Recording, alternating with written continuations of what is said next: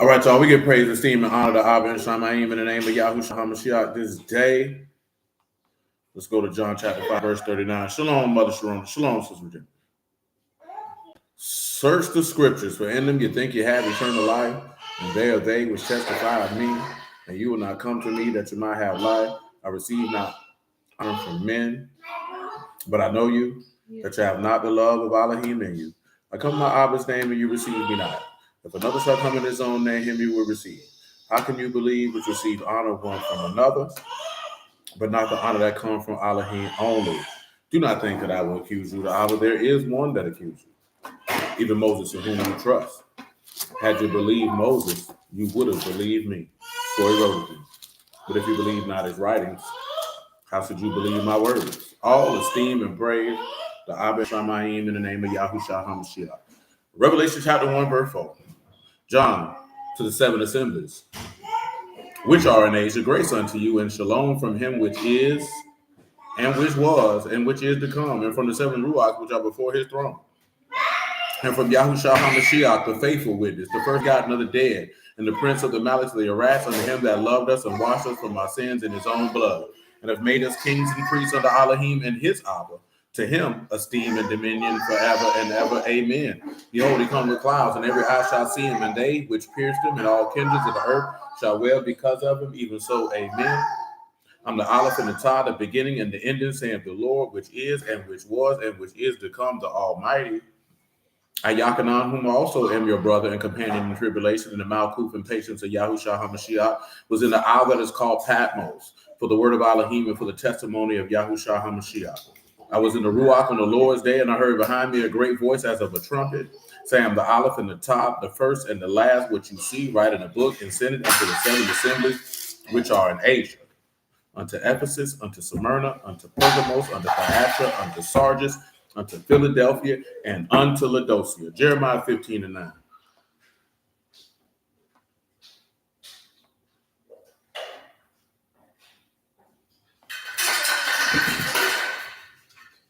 She that hath borne seven language, she hath given up the Ruach. Her son is gone down while it is yet day. She hath been ashamed and confounded, and the residue of them will I deliver to the sword before their enemies, saith Yahuwah. Mm-hmm.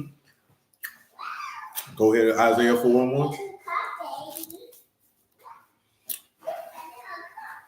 And in that day, 7 women shall take hold of one man, saying, We will eat our own bread and wear our own apparel. Only let us be called by your name to take away our reproach. Exodus 2 and 16. All these are the foundational passages that speak to the seven assemblies. Jeremiah 15 and 9 speaking to him dying and therefore giving birth unto those seven assemblies. Isaiah chapter 4 and verse 1 speaking to the seven assemblies coming to him in order to be called by his name and for his sin to be removed. And Exodus 2 and 16 is the giving of the Ruach HaKodesh unto those seven assemblies. Exodus 2 and 16. Now the priest of Midian had 7 daughters, and they came and drew and filled the troughs to water their father's flock. And the shepherds came and drove them away, but Moses stood up and helped them and watered their flock. And when they came to well their father, he said, How is it that you are come so soon today? And they said, An Egyptian delivered us out of the hand of the shepherds, and also drew water enough for us, and watered the flock. And watered the flock. Let's get it. Revelation 3 and 14. I think we dealt with being rich, tried in the fire. We got white raiment and eye salve. And then, of course, the last thing that you will receive if you obtain the victory. And unto the Malachim of the assembly of the Laodiceans write these things, saith the Amen, the faithful and true witness, the beginning of the creation of Elohim. I know your works, that you are neither cold nor hot. I would you were cold or hot. So then, because you are lukewarm and neither cold nor hot, I will spew you out of my mouth. Because you say, I am rich and increase with goods and have need of nothing, and know not that you are wretched and miserable and poor and blind and naked. I counsel you to buy of me gold tried in the fire, that you may be rich, white raiment, that you may be clothed, and that the shame of your nakedness do not appear, and anoint your eyes with eye salve, that you what? May see. As many as I love, I rebuke, and chasten. Shalom, brother. Be zealous, therefore. Hey, hold on. Hey, what's your problem?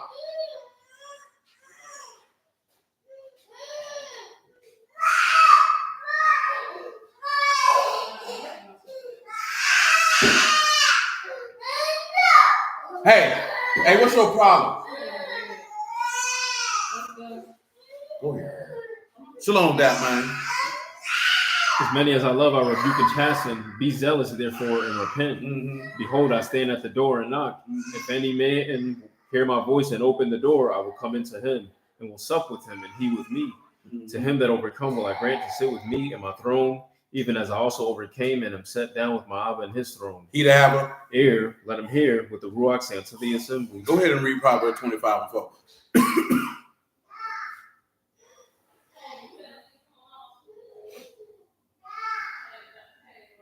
Take away the dross from the silver, and there shall come forth a vessel for the finer. Now, we talked about that, right? The only way to take away those impurities is for you to go through the fire. But now we are sliding into the next thing. Read verse 18 again in Revelation 3, man, which is white raiment. And we kind of discussed that loosely already. So I counsel you to buy of me gold tried in the fire, that you may be rich, and white raiment, that you may be clothed, and the shame of your nakedness do not appear. Paul, that's what we wanted, that the shame of your what? Nakedness do not appear. Now go ahead and tell them what shame and nakedness is in the Greek, and you know where we're going. Shame is ahiskune, that is dishonesty, shame, or disgrace. A disgrace. Nakedness. Come here, boy. Come here, boy. That is gumnatus, that's nakedness, nudity. A little nudity. Genesis chapter 3 and verse 1.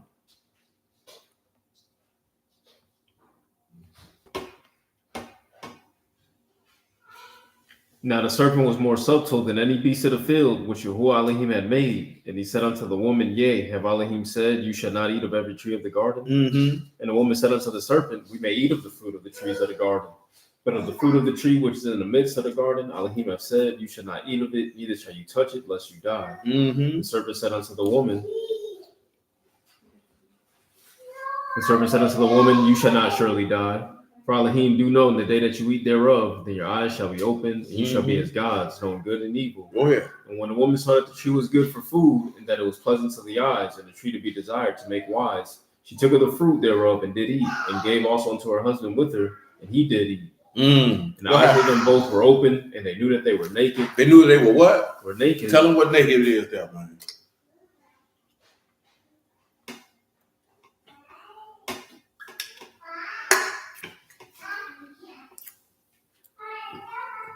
They roam nakedness, nudity. Look nude. What happened after that? They sewed fig leaves together and made themselves aprons. They tried to cover their own nakedness. Now, why is that relevant? We'll find out shortly. Continue. And they heard the voice of Yahuwah Elohim walking in the garden in the cool of the day. And Adam and his wife hid themselves from the presence of Yahuwah. What happened?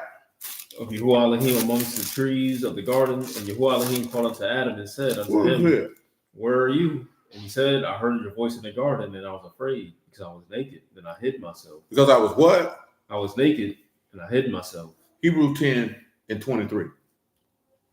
Make it 22.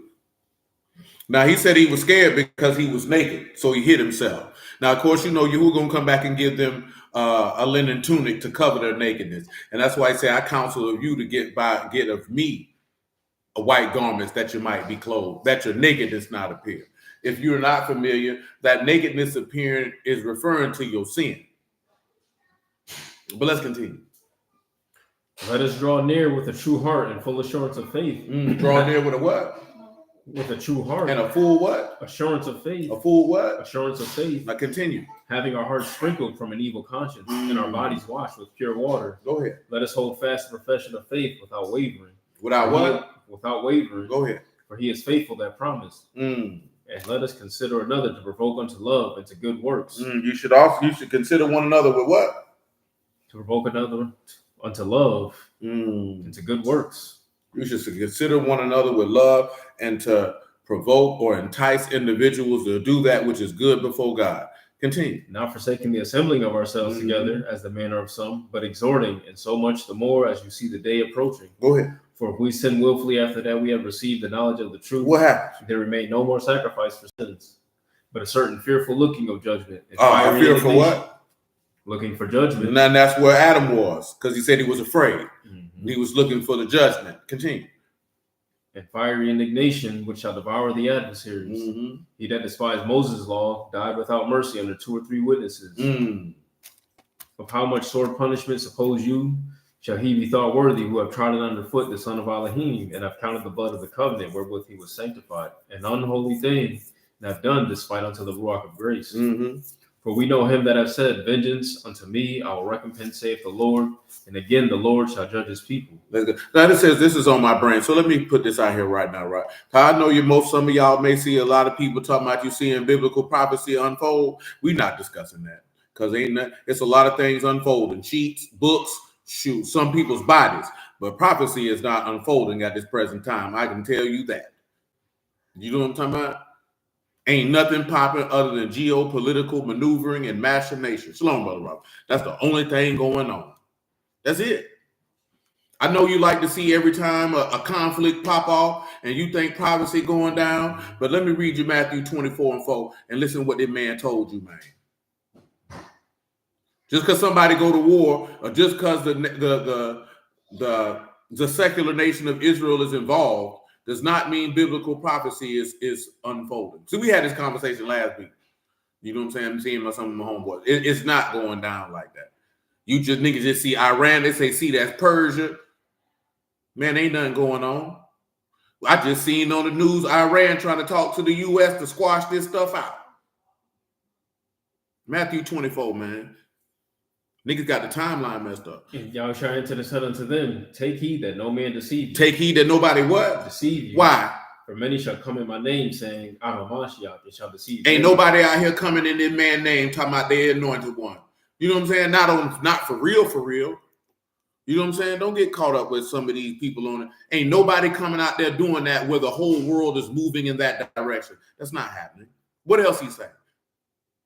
And you shall hear of wars and rumors of wars. That's all you hearing right now is a war and rumors. Don't you know every time Israel get in a conflict, niggas scream, boy, it's finna be World War III. Don't you know niggas been screaming it's finna be World War III since I've been home for 16 years. I've been hearing it for the whole 16 years. Ain't nothing happening.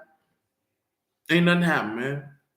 Listen what else he say. And this is part of this because we talked about this as we were going through this revelation, specifically with Thyatira, if I'm not mistaken, when he said, with Philadelphia, when he said, I will keep you from the great temptation. Ain't no great temptation out there right now, man.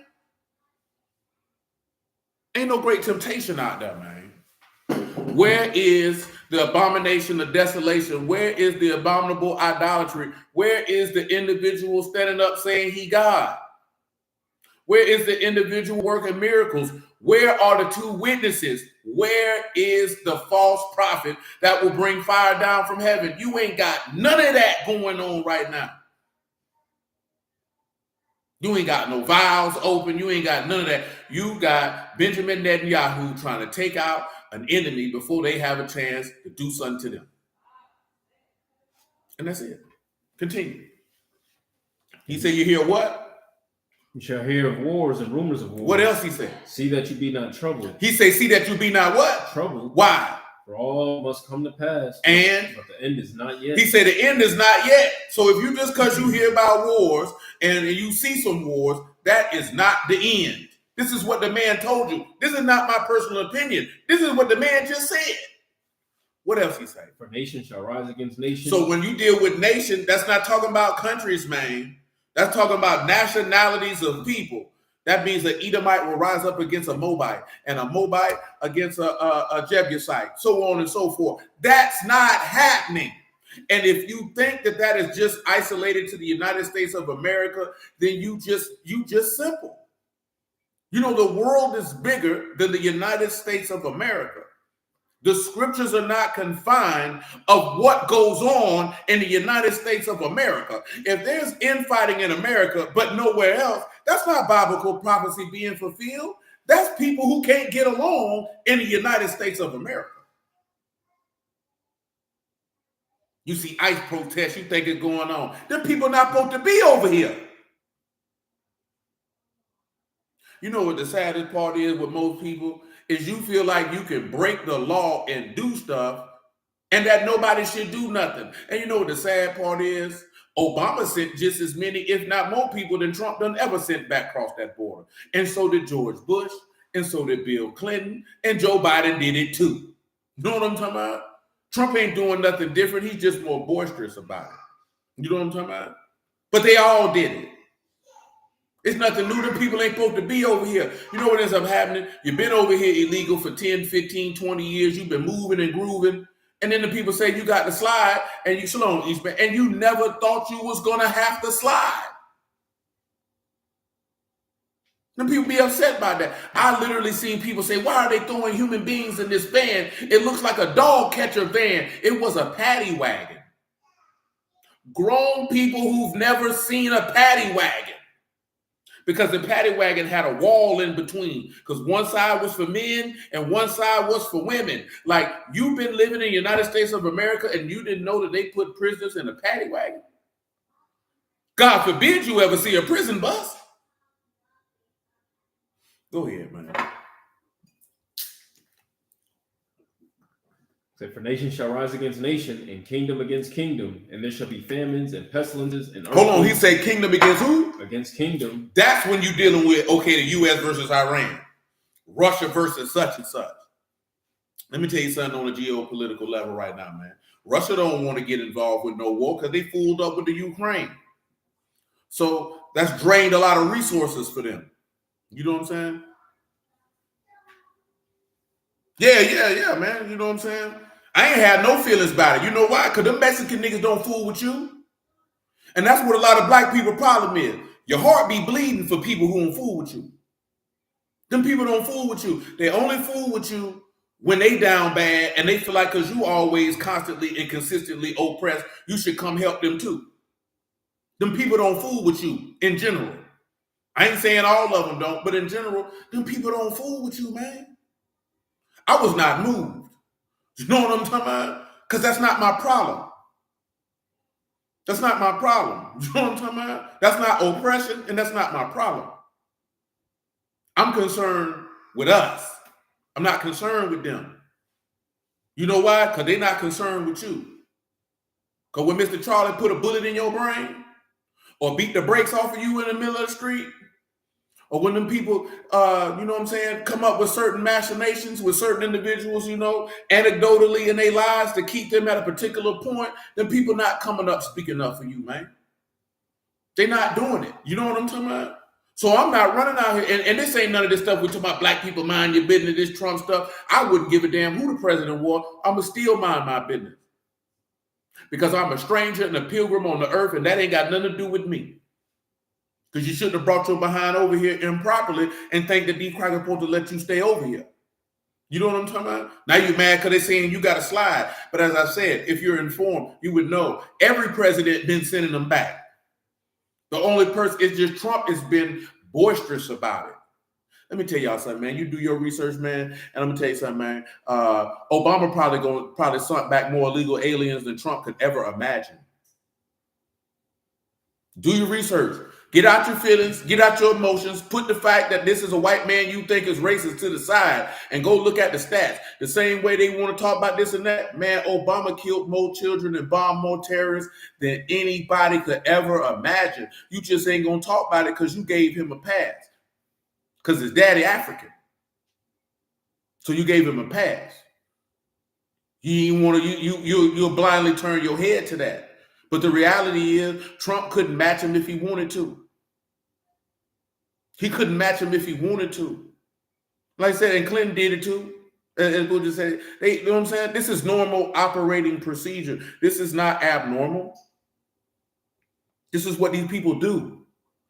But they pull on your heartstrings so you can go out here and get your head cracked in the middle of the street. You know what I'm talking about? And you know how they try to scare you? Oh, black people next. Nah, we ain't next. We not immigrants, nigga. We was brought here forcefully a long time ago. They not going to deport us. They can't deport us, you jackass. How the hell you? And you know what the sad part is? It's black folks willing to let these people scare you into telling you talking about they going to deport us next. You ought to be deported for being stupid. You know what I'm talking about? Peace, 10K. You ought to have been deported for being stupid. Man, them people not coming to fool with you. We got bigger problems, man. Let me tell you something, right? Number one, you can't save everybody. Number two, it really ain't your job to save everybody. Number three, it's your job to focus on your God, which is really number one, and get yourself prepared to meet him and not worry about these people who hate your God and you and the vagina you came through. You know what I'm talking about? And that don't matter what nationality of people it is, man. Most of these people on this earth hate you and the vagina you came through. And they despise your God with the utmost level of contempt. And you ready to run around here and say any and everybody for people who wouldn't piss on you if you was on fire. You know what I'm saying? It'd be different if these people were getting persecuted for righteousness' sake. This ain't got nothing to do with you. Let sinner problems be sinner problems and mind your business. You know what I'm talking about? Those are sinner problems. That's sinner on sinner crime. Let them have that. You know what I'm saying? Let them have that. That ain't got nothing to do with us. And I ain't even talking about just because your skin brown. I'm talking about because this is Kadash versus unkadash. There's no unrighteousness being executed in this. Maybe some here and there. Some people like, the process becoming a citizen is long. I don't know how that feels. I can't relate to that. Because the process for me becoming a citizen was long because it came with blood, nigga. You know what I'm talking about? It came with blood. You realize that? These people came over here illegally. You came over here with blood. You know what I'm talking about? Like, you got to remember that in your brain, man. You came over here with blood. And then you built the God-forsaken place with blood, sweat, and tears. And you worry about a nigga who jumped over a wall? Who came in the back of a semi? Come on, man. Indeed, Brother Marvin. And I ain't just saying that just to say that, man. I'm just, hey, man, it's just perspective. You may agree, you may not agree. I'm just telling you, I don't care. Now, if them people were godly people and they were being oppressed, that would be different. If they were being moved out of here because they were standing for Yahuwah's word and living righteousness and proclaiming righteousness and manifesting righteousness, that would be different. But they're not, though.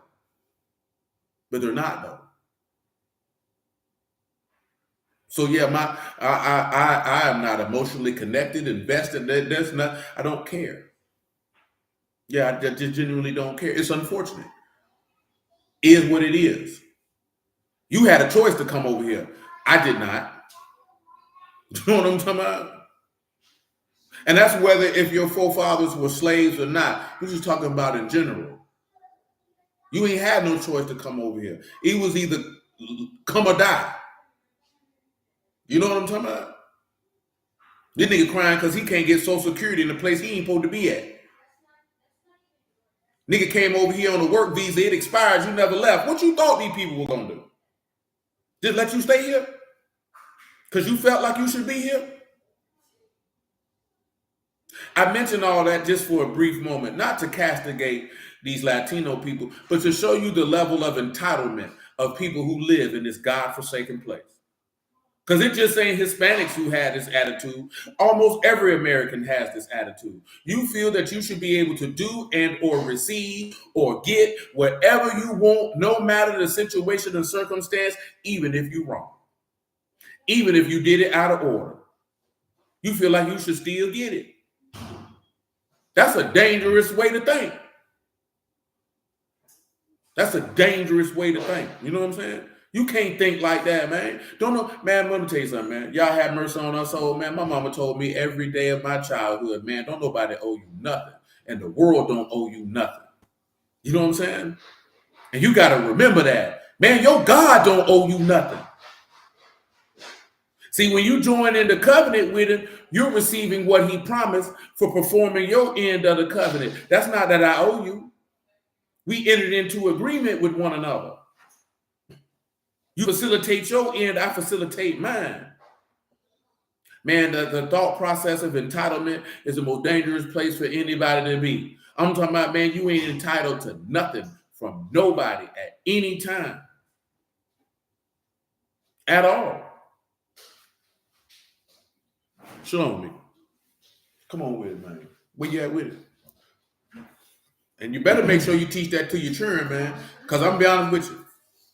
Ain't nothing worse than seeing an entitled child. There's nothing worse than seeing an entitled boy become an entitled man. And the only thing close to it is watching an entitled girl become an entitled woman. It's disgusting. Peace, Brother Nate. It's disgusting and a vile thing to see. Go ahead, man. For nation shall rise against nation, and kingdom against kingdom, and there shall be famines and pestilences. Ain't no famines out here, man. Ain't no pestilences out here, man. And earthquakes in diverse places. Ain't none of that going on. That junk used to be big. When I first came home and some earthquakes hit, the end coming. That man told you that's just the beginning of sorrows. That's not the end, blood. That's not the end. Go ahead, man. Say all these are the beginning of sorrows. Then shall they deliver you up to be afflicted. Ain't nobody getting delivered up to be afflicted, man. They shall kill you. Ain't nobody being killed for the man's name's sake. You shall be hated of all nations. Ain't no group of people out here hating you for the name of Yahushua right now. Ain't none of that happening. Go ahead, man. And then shall many be offended and shall betray one another. Then many gonna be offended and betray other people who in the word. And shall hate one another. Hold on, Paul. Get that phone call. I was telling somebody that earlier today. This is Matthew 13.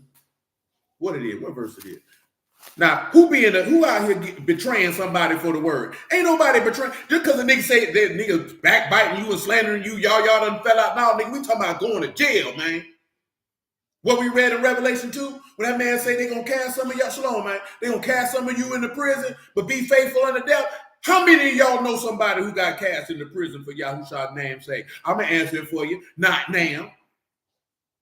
How many of y'all know somebody who got killed for the gospel's sake? Don't worry, I'll answer it for you. You don't know, not now. Not now.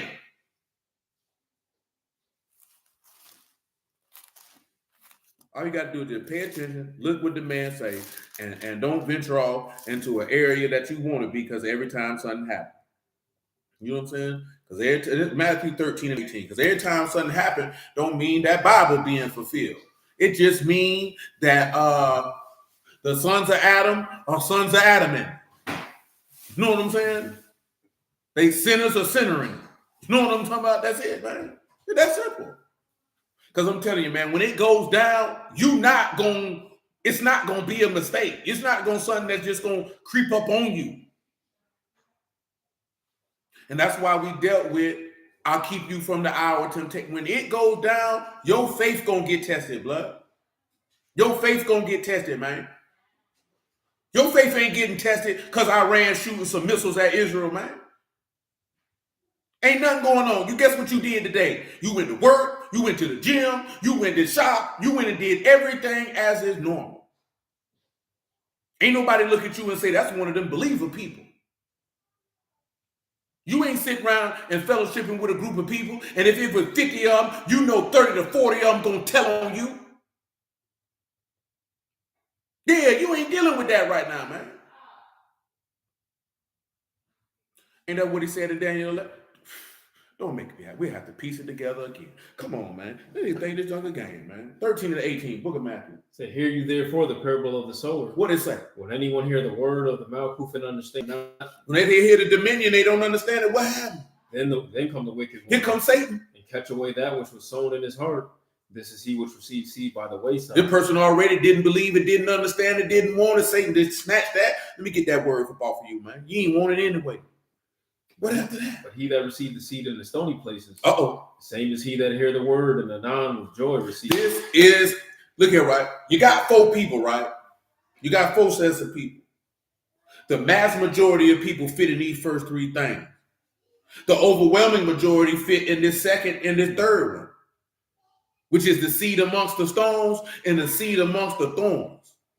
You know why? Because most people, that seed don't fall in the good ground and they don't produce the fruit. And you know what that takes us back to? Jeremiah 17, when he told you they will never cease from yielding fruit. So when that word falls in your heart and you understand it, you produce fruit and you never stop. Faith never stops getting. How can the word stop producing life? You got to think about that. The seed is the word of Elohim. The word is life. It said the word cannot be destroyed. It abides forever. So it's going to continually produce fruit that abides to everlasting life. It never stops. So if you got the word in you and it's not producing that, that means it didn't fall on good ground. That means you might be in the stones, man. You might be in the thorns. You might need to break up your fallow grounds to stop sowing amongst the thorns, like he told you in Hosea. Because most people you sowing amongst the thorns, man. The cares and affairs of this life and the deceitfulness of riches, well, that's choking that thing out. You worry about everything else before what you're supposed to be worried about. If you was to die tonight, is your name written in heaven? Because if you know your name ain't written in heaven, I don't know how you could be complacent and comfortable about seeking and fulfilling and achieving everything else, and you know you're going to hell. That don't even make sense. Because he said, if you don't got the ruach of a Mashiach, what happens, if you're none of his? That means you don't belong to him. Now, that's not to put fear in nobody's heart. That's for you to consider. Because that's what he was doing with those 7 assemblies. He was giving them information to consider. And then he said, but if you gain the victory, this is what I'm going to give you. Because when he told them, hey, you think you rich, you think you clothed, but you really poor, miserable, and naked. He ain't trying to put fear in them. He's trying to cause them to consider. Did you pause and think that if you need to buy this gold in the fire that you might be rich? Did you think that you need this white raiment that you might be clothed, that your nakedness don't appear? Did you think that you might need to anoint your eyes with eye salt so you can see? And then what did he say? As many as I love, I chasten and rebuke. He said, be passionate and turn. And then what he said after that? When I knock, if you answer, I'm coming to you. And then when you gain the victory, come sit down with me in my throne. Come sit down with me in my throne. Just like I'm sitting down in my Abba's throne. Come sit down with me.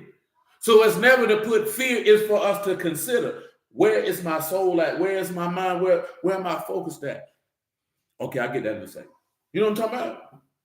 Just got to look at it, man. Because see, every time something happens, people who unlearn in the text, they throw this stuff at you. That's what caused the fear. Or it causes your credibility to be tarnished because you're telling people that something's going to happen that's not going to happen.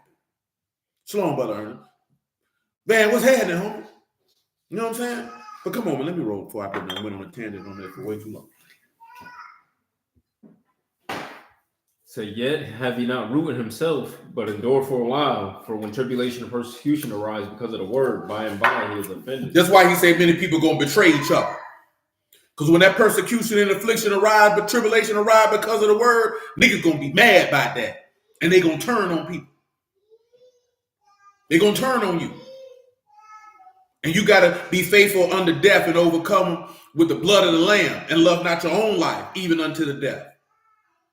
Because you would have to believe that, hey, he's the life and the resurrection, and whosoever believes on him shall never taste death. Do you believe that? That's what he asked you. Come on. He also that receives seed among the thorns is he that hear the word, and the care of this world and the deceitfulness of riches choke the word, and he become unfruitful. Pause. Get him Hosea 10 and 12, which I just referenced. Let's go with that, man. For those who might not know what I was talking about when I said it. Go ahead. Hosea 10 and 12. Sow to yourselves in righteousness. Sow to yourselves in what? In righteousness. And reap what? In mercy. Reap what? In mercy. If you sow the righteousness of faith, you will bring in mercy, man. If you sow to yourself the righteousness which is of a Mashiach, you will reap mercy. He said you reap what you sow, ain't it? So if you sow righteousness, guess what you're going to reap? Life. You know how you'll reap life? Because if you're reaping in mercy, what has this man done? He's forgiven your iniquities and your sins and your transgressions, man. Go ahead, man. Read it again. Hosea 10 and 12. Sow to yourselves in righteousness, reap in mercy. What up? Break up your fallow ground. Break up your what? Your fallow ground. And what? For it is time to seek Yahuwah. It's time to do what? Seek Yahuwah. And what up? Till he come and rain righteousness upon you. What up? You have plowed wickedness. You have reaped iniquity. You have eaten the fruit of lies because you did trust in your way. You did trust in your what? In your way. My God. And the multitude of your mighty men. Oh, my. That's good. He say, I think we can read the verse. What is it? It was in verse 11. Break up your fallow ground. That's verse 12. Okay, I'm not listening to her. You got to break that up. And so not amongst the thorns. That's what I meant. Don't sow among the thorns, man. You sow among the thorns, man, that's not going to choke that off. It's going to take the life out of it. Well, shoot, you know it's it. You out there gardening. You know what I'm talking about? Oh, I'm thinking that. That's in Jeremiah. My bad.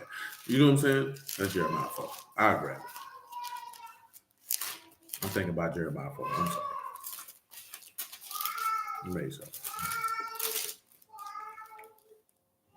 Yeah, I was thinking about Jeremiah 4. My bad, y'all. That's Jeremiah 4 and 3. But thus saith Yahuwah to the men of Yehuda and Jerusalem, break up your fallow ground and sow not among thorns. You know what I'm talking about? Because if you sow amongst the thorns, man, that thing gonna choke that word up. Man, if you sow amongst the thorns, man, with the deceitfulness of riches and the cares and affairs of this life, and remember, cares is the anxiety and worry of this life, it's gonna choke off the meekness, it's gonna choke off the joy, it's gonna choke off the faith, it's gonna choke off the peace, the long suffering, the gentleness, the self-control. It's gonna stamp it out. You're not gonna be able to produce it because civic no. Drop a doggone seed you trying to grow among some thorns and see if that thing bloom and when it's supposed to. Ain't nothing gonna be there. Ain't nothing gonna be there. You just gonna see them thorns and you gonna be like, dang, the weeds got it. That's it. Any farmer tell you can't sow nothing amongst no stones, you wasting your time. That's not fertile soil if it's a whole bunch of rocks there. And if you throw it to the wayside, that means you ain't even drop it in fertile ground. You just threw it anywhere and just hope for the best. But you already know, boy, if you drop it in good fertile soil, you know what's going to happen. He's going to bloom and blossom beautifully. You'll have a bountiful harvest. You know what I'm talking about? So you have to think about that if you want to be a part of his tabernacle, of his ingathering, to be brought into his barns. Yeah, man. But go back to Matthew 24. I just wanted to reference that, right? With that betrayal. People going to turn on you in their word, man. I'm talking about, but you're going to go to jail or you're going to die though. I ain't talking about people talking bad about you and they ain't your friend no more. That's a part of it too. But that's not the real deal thing right there, man. And that's not going on out here, man. You know what's going on out here in most of these Israelite circles, man? Niggas beefing with each other about doctrine, not for righteousness' sake. Ain't nobody turning on you because you stand for the word. Nigga turning on you because they don't agree with you. Nigga, they ain't hitting on nothing. You think somebody persecuting you because they say you believe in the virgin birth. They think you stupid. Nah, nigga, you dumb. You look at that man told you don't even participate in them type of conversations. They don't do nothing but gender strife. You ain't even supposed to participate in that. What good gonna come from that? Whose soul gonna be saved by that? I just had this conversation with somebody the other day. Because he was trying to communicate something, and he was communicating it piss poorly. And I'm like, bro, what good is this information gonna do for somebody? What is it doing for you? Nigga don't want, I'm cutting you niggas. You sound dumb. Telling you, man, sometimes, man, you need to go outside. And you need to go amongst the people, man. And see that nobody cares about any of these things that niggas be arguing about. They don't care. They don't care. You know why? Niggas are losing their job. Niggas can't pay their bills. Somebody just got molested, beat on. Somebody died, and they don't understand why that person died. They're confused. All type of things, man. Don't nobody want to hear nothing about no goddamn virgin birth or if we in the new covenant or not. Nobody want to hear nothing about no Gentile being saved, man. Nobody want to hear that. I seen a video of a brother who Israelite who got a biblical reaction channel, man, and I forgot what they were talking about. They were talking about some dude in Oklahoma. I don't know who the people is. I'm trying to remember what he mentioned though. Dang, it was in my brain. I just forgot. I'm sorry. I'm old.